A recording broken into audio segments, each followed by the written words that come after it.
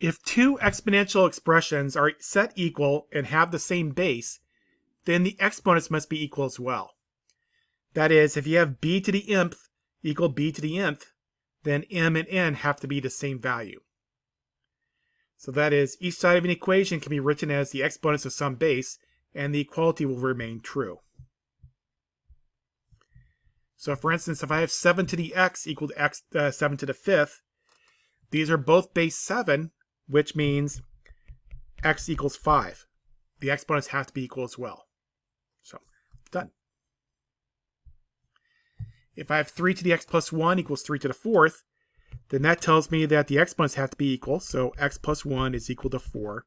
Subtract 1, and up with x is equal to 3. 5 to the 3x minus 4 equal to 5 squared. That becomes 3x minus 4 equal to 2.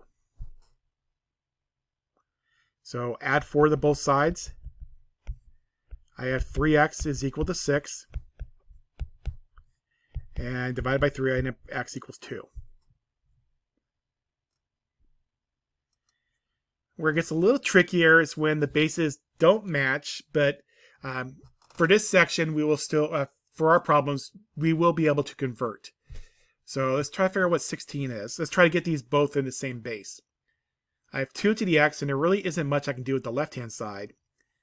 But I do know that, see, 16 is 4 times 4, and 4 is 2 times 2, times 2 times 2, which tells me that 16 is 2 to the fourth. So keeping that in mind, I have 2 to the x is equal to 2 to the fourth. That tells me that x has to equal to 4. 9 to the x equals 27. Well, I know that 9 is equal to 3 times 3, and 27 is 3 times 3 times 3. So I can write them as, well, 9 is 3 squared, and 27 is 3 to the third. So I can write them with the same base. So I can rewrite this problem as 3 squared to the x equal to 3 to the third. And just kind of a note, when you have some base raised to a power, raised to another power, you multiply those exponents. So the left-hand side is 3. Go try that again.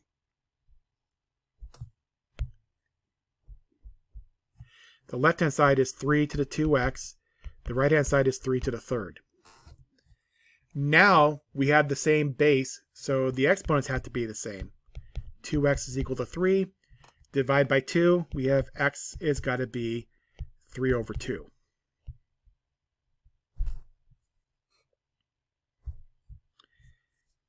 If I have 25 to the x equal to 1/5, again, a bit trickier, but 25 is basically 5 squared. So the left-hand side becomes 5 squared to the x. And just kind of a note that 1 over, say, I'll give it b. 1 over b. That's the same thing as saying b to the negative 1. So, and that, I mean, that's true for any non-zero number. So we assume that b is not 0. So 1/5 is the same thing as 5 to the negative 1. And so we have 5 to the 2x is equal to 5 to the negative 1, which means that 2x is equal to negative 1, or that x is equal to negative 1 over 2.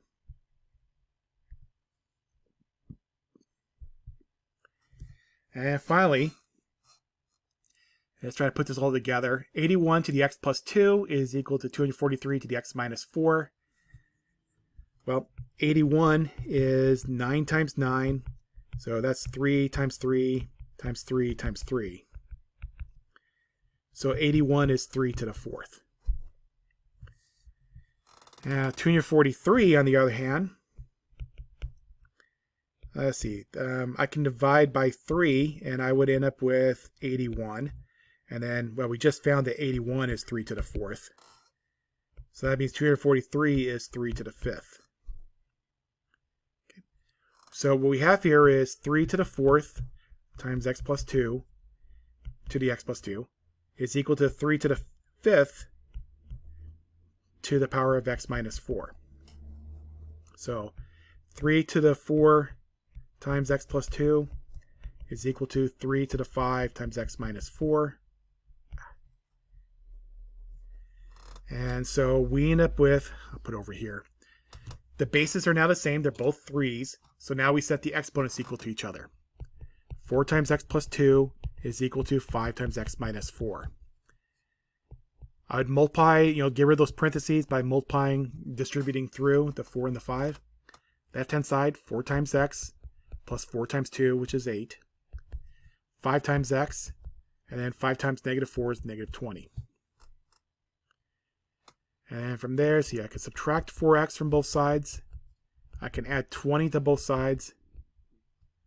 And if I add down, 4x minus 4x is 0. 8 plus 20 is 28. 5x minus 4x. So if you have 5 x's and you subtract 4 of them, you're left with 1x. And minus 20 plus 20 is 0. So we end up with x equal to 28.